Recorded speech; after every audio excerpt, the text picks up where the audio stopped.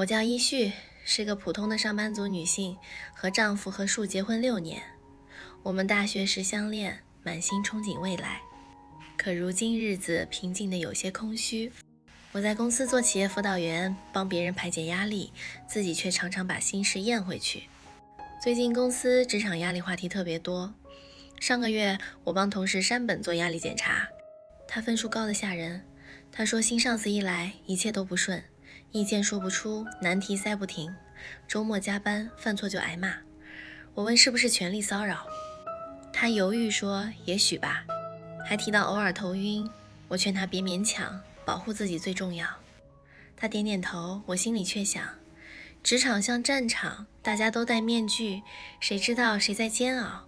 回家后和何树聊天，我提起公司权力骚扰的事，他说我们小公司还好。我自嘲我们家也像小公司，6年了还没孩子。何树问我以前公司，我说老派地方，喝酒时上司总动手动脚。他笑问男人为什么欲那么强，我说要是都像你这么淡定就好了。他愣了下，说对不起，我爱你却3年做不到。我赶紧安慰，开玩笑总会好起来的。可心里酸涩，我还年轻，夜晚总独自辗转。我自嘲帮别人解压，自己却像憋气的气球。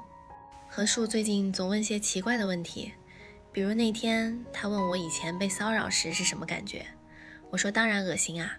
他追问有没有身体反应什么的，我说怎么可能。但他重复问，我忽然懂了，他在担心我因为他不行去找别人。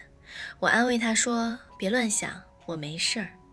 其实我知道他不是单纯担心，他有时会讲些妻子被别人抱的幻想故事。我表面笑他变态，心里却有点好奇。那晚他给我看 NTR 网站，说有些丈夫喜欢看妻子被别人。我推开说别看，可20分钟后他睡着了。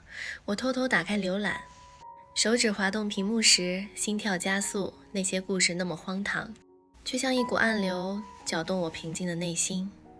我自嘲，依旭，你这是在干嘛？好奇心害死猫吗？有一天何树说他的朋友当了电影导演，邀请看片子，是成人指定。我犹豫说听起来尴尬，他说女性观众也有。朋友想听意见，还说看完去喝酒，就当是特别约会。我想好久没约会了，就答应了。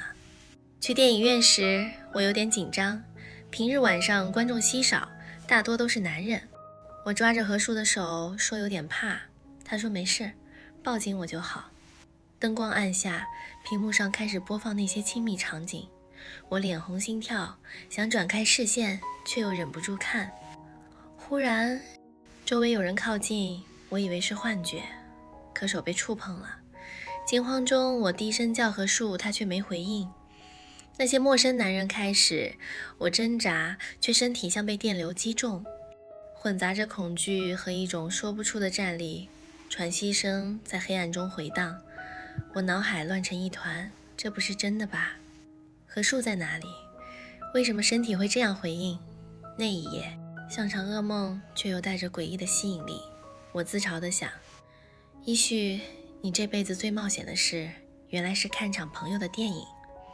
回家后我睡不着，说电影太刺激了。何树问我兴不兴奋，我说只是陪你。他试探说以后我不在，你可以一个人去。我说怎么可能，但心里那股余韵挥之不去。第二天何树又说加班晚归，还笑着重复那句电影院一个人去也没事儿。我表面上嗔怪他胡说，心里却像被什么轻轻挠了一下。那股余韵从昨晚回家后就没散去，镜子里的自己脸颊还残留着不自然的红晕，眼睛亮得有点陌生。我告诉自己别想了，昨晚只是意外，今天正常过日子就好。可下午下班后，双腿却像有自己的主意，鬼使神差地走向了那家电影院。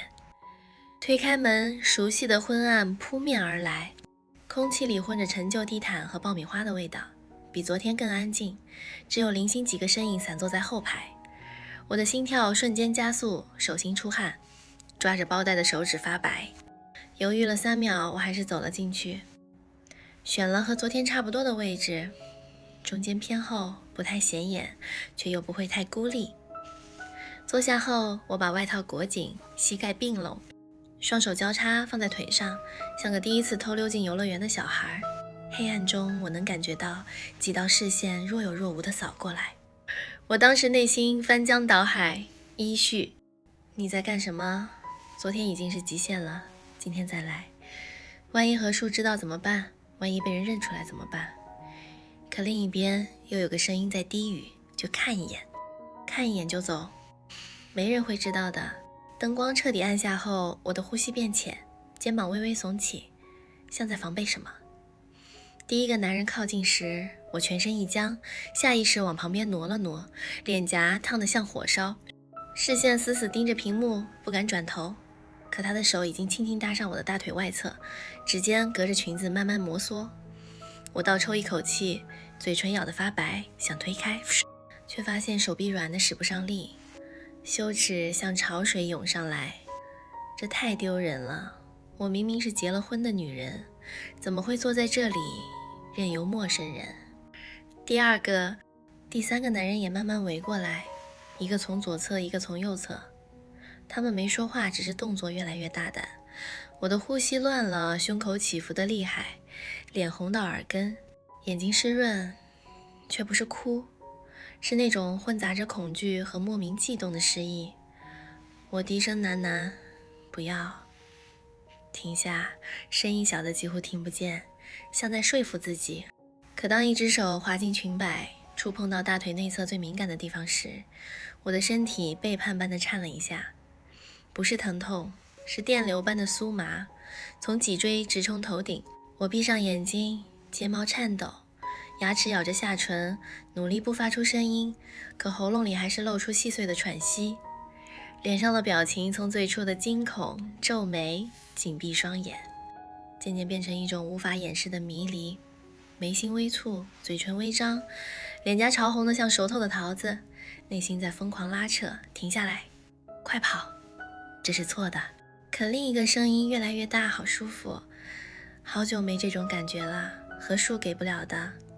就这一次，就这一次，当第四只手从背后环住我的腰，轻轻揉捏时，我终于彻底放开了，肩膀放松下来，不再僵硬，双手从紧握包带变成无意识地抓住座椅扶手，指节发白，却不再推举，腿微微分开，不是主动邀请，而是身体的本能回应。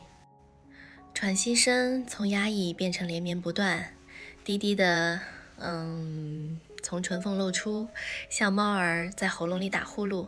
脸上的羞涩还没完全褪去，但眼神已经朦胧，嘴角甚至不自觉地微微上扬。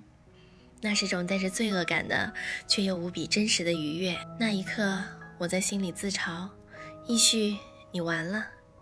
从贤妻良母到电影院里的秘密女人，只用了2次，羞耻还在，可它已经被更强烈的渴望盖过去了。我不再挣扎，只是闭着眼，任由黑暗和触感把我吞没。结束后，我整理衣服时手还在抖，腿软得差点站不稳。走出电影院时，冷风一吹，我才清醒过来。天哪，我真的做了什么？回家后，何叔问我去哪了，我笑着说和朋友逛街。他没追问，只是说你今天气色真好。